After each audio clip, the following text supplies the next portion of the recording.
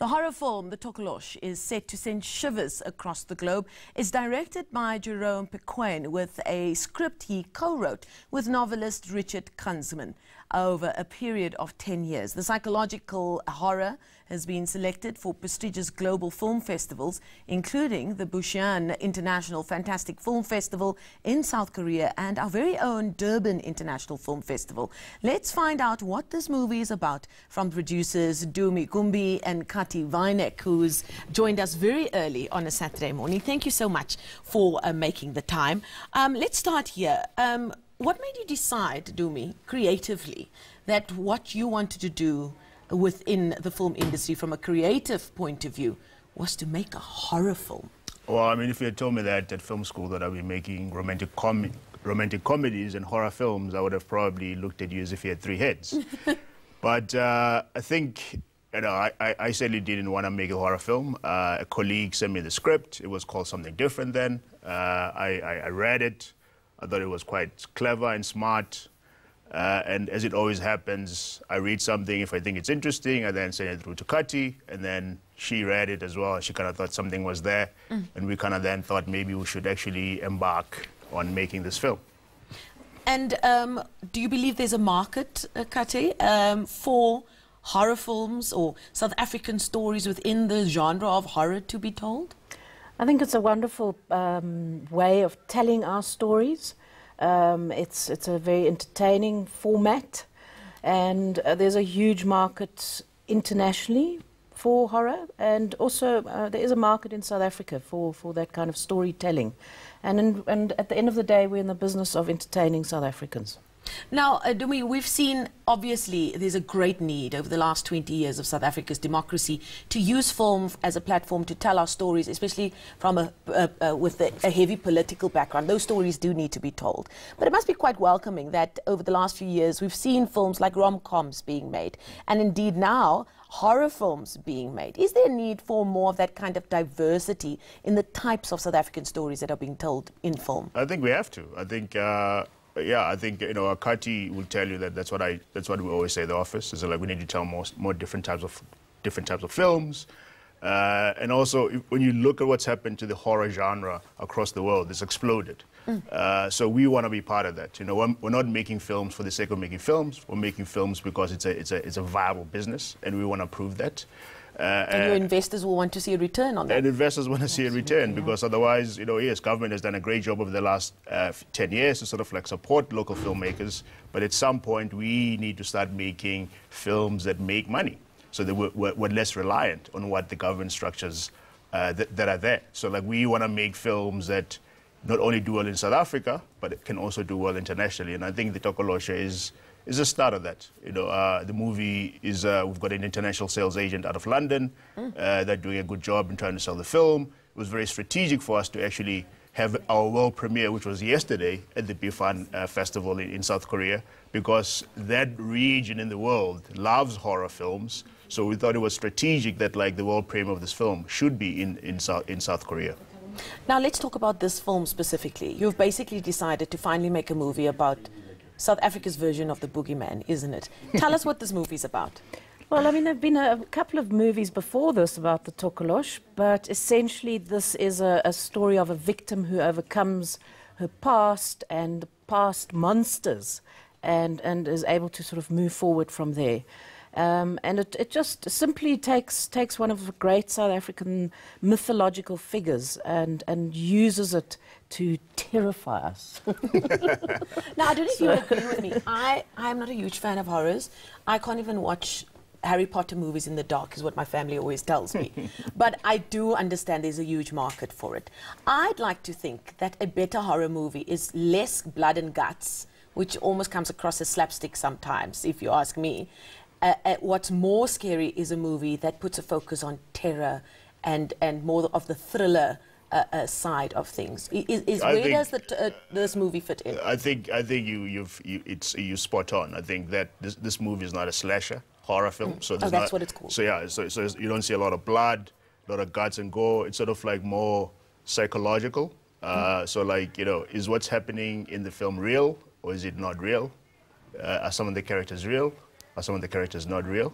So I guess you'll have to watch the film to find out. We were watching the trailer before we started the show, and I actually had to walk away. And yet it was such a simple trailer from a technique point of view. It was a little wind, there's sounds of trinkets in a tree, and then, for me, the scariest thing, the sounds of kids playing in the distance. Yes. So, like, you can tell what kind of a film it is. It's more psychological than your typical sort of, like, slasher horror film. And I think, so that's our first teaser. So over the next couple of weeks, you'll see different teasers coming out into the marketplace. Now, let's talk about the creative process. We just found out that, I mean, the script was written over 10 years, and then after that, it would land on your desk. Can you tell us more about that whole creative process? Richard Kunzmann and Jerome Pikwane were friends, and started writing the script. And the initial intent was to do a B-grade horror, really. And then they realized that there was a lot of messaging and a lot of elements that they wanted to build into it. And so it became a more and more sophisticated storyline. And for two men to tell a story about a woman was also interesting. So by the time the script came to us, you know, it was quite a fully fleshed and strong storyline. We spent another year working with them on the script to get it production ready. And we were entirely entranced by Jerome Pikwane's vision for the film. And as somebody who had done his time in the commercials industry, it was very exciting to be able to support a first-time director to bring this amazing visual world to life. So it's always about teamwork. It's not just always a single, you know, one person that puts it together or holds it together. It's always about an amazing team, and at the end of the day, it's our job to hold the team together and carry the film right through to the stage where the baby can walk on its own, you know. The cast would have been key as well, I assume, Dumi. Yeah, because, I mean, the cast is key because the two lead characters almost needed to look similar. So that was quite challenging. So that was quite a long, drawn-out process. But, you know, casting is very critical to a successful film. You know, so you start with the script, and then once you have a really good script, it's a good foundation. And then the next thing is really finding the actors that can really play those characters. So, like, we really, what Cati and I do is we really sort of, like, hammer out the casting process until we find the right people. And I think with these two young ladies and then the lady who plays their mother, you know, we kind of think like we did a good job in doing that. Where was it filmed, and was it a completely local crew? And it's local. Everything is local. Proudly South African. Everything was shot here in Johannesburg, in a children's hospital, which has been mothballed. Oh no! What are you telling me now? Which has been mothballed. I think quite a few people. Well, I'm getting goosebumps just thinking about that. Certain strange things happen in that hospital, but it's no longer in use. Even worse. And yeah, so we shot it around Yeovil and at the Children's Hospital, which is close to Empire Road. Yeah. Oh, I live near there. Why are you telling me these details? But like, yeah, everything with the film, from the writing to the actors to the director to the editing to the beautiful sound that creeped you out, all local. So like, yeah, we're very excited about that.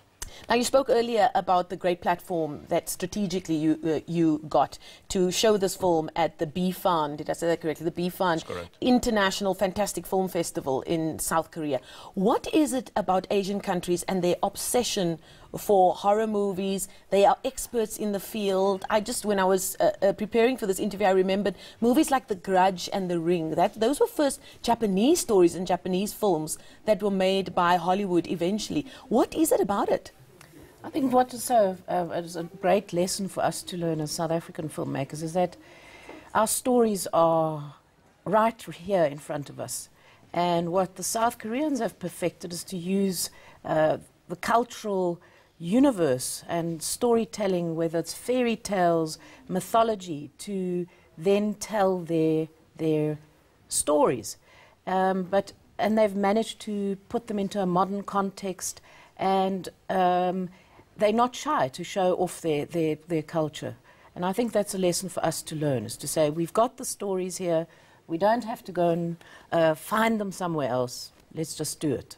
We have to wrap it up, unfortunately. Viewers will want to know, when will they be able to see this movie? So the movie premieres in South Africa on the 19th of July at the Durban International Film Festival. It's actually the opening night film, which is quite a big thing. That's exciting. It's a big thing in the film industry to have an opening night film. So we're quite excited about that. And then on Halloween itself, we'll have the premiere of the film. And that's October, is it not? October 31st. Okay. We'll have the premiere itself here in Johannesburg, and then on the 2nd of November, the film goes out not only in South Africa, but also in the UK at the same time. And then also it might be opening in some of the Southeast Asia markets on the same day as on the 2nd of November. And I know the big talking point with South African films as well is that it is seen in enough cinemas for South Africans to be able to go and see that. Is that being taken care of as well? Yes, the movie is going to be released across the country so people can watch it where they live. Yeah. Fantastic news. We wish you all the best.